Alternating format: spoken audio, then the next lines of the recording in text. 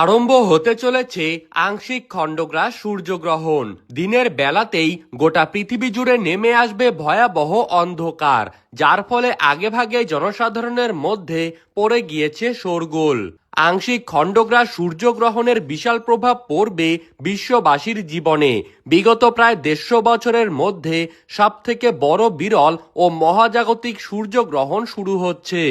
এই গ্রহণটি খুবই গুরুত্বপূর্ণ, কারণ গ্রহণটির স্থায়িত্বকাল 3 ঘন্টা 53 মিনিট, অর্থাৎ 4 ঘন্টার কাছাকাছি সময় ধরে একটানাভাবে কিন্তু চলবে গ্রহণটি।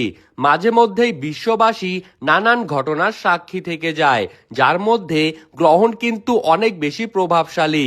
তো বন্ধুরা, বাংলাদেশ ও ভারতীয় সময় অনুযায়ী কোন কোন জায়গা থেকে এই সূর্যগ্রহণটিকে দেখা যাবে, তারই পাশাপাশি এই গ্রহণটি ভারত এবং বাংলাদেশের সময়ে কখন শুরু হবে এবং কখন শেষ হবে, গ্রহণের মধ্য সময় কখন থাকছে, কতক্ষণ পর্যন্ত গ্রহণের সূতককাল দেখা যাবে, এই সময় আপনারা কি কি নিয়মকানুন পালন করবেন, বিশেষ করে গর্ভবতী মহিলারা এই সময় আপনারা কি কি করবেন আর কি কি করবেন না, তো এই সমস্ত বিষয়বস্তুকে কেন্দ্র করে বড় বড় জ্যোতিষবিদরা কি কি কথা জানিয়ে দিলেন, তাই কিন্তু আমি আপনাদেরকে জানিয়ে দেব এই ভিডিওটির মাধ্যমে।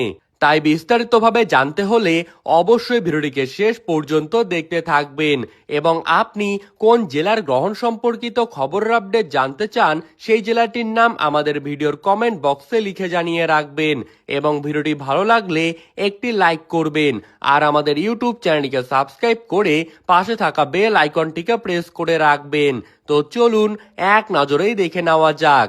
বাংলাদেশের ঢাকা, সিলেট, পাবনা, নেত্রকোনা, সুনামগঞ্জ, বরিশাল, চট্টগ্রাম এই সমস্ত জায়গা থেকে কিন্তু সূর্যগ্রহণটিকে স্পষ্টভাবে দেখা যাবে।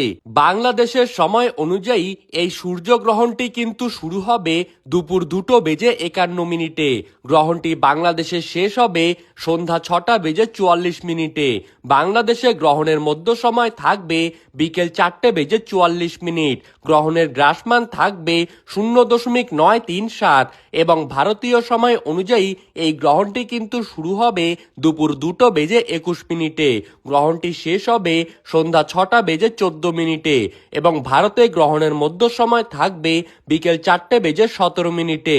বাংলাদেশ ও ভারতীয় সময়ে সকল গর্ভবতী মহিলারা কিন্তু আপনারা অত্যন্ত সাবধান থাকবেন। এই সময় ঘরের থেকে বের হবেন না, কোনো কিছু ধারালো জিনিস নিয়ে কোনো কিছু কাটাকাটি করবেন না, কারো সাথে ঝগড়া বিবাদ বা মনোমালিন্যে জড়াবেন না, তাহলে কিন্তু আপনার উপর গ্রহণের অশুভ প্রভাব পড়তে পারে। গ্রহণ শেষ হলে অবশ্যই স্নান করে নেবেন এবং পশু পাখিদেরকে খাবার দিয়ে তাদের সেবা করবেন।